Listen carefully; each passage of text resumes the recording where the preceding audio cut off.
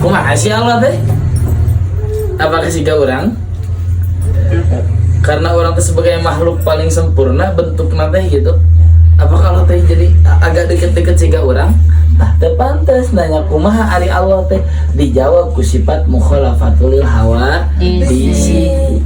Teu aya titik sama na.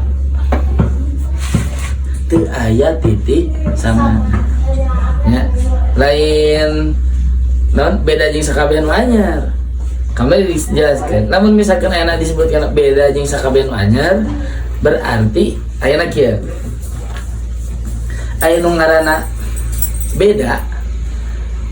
Ari nu ngaranna beda jeung sakabehan anyar, nu ngaranna teh beda.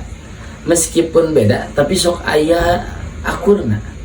Ieu antara kan ieu sifat Mei jeung Almira beda teh. Aya akurna teh. Naon akurna? Jalmi terus AWKB. Itu kan? Tah matakna mun nyebutkeun sifat mukhalafatul hadis hartina naon? Teu aya titik sama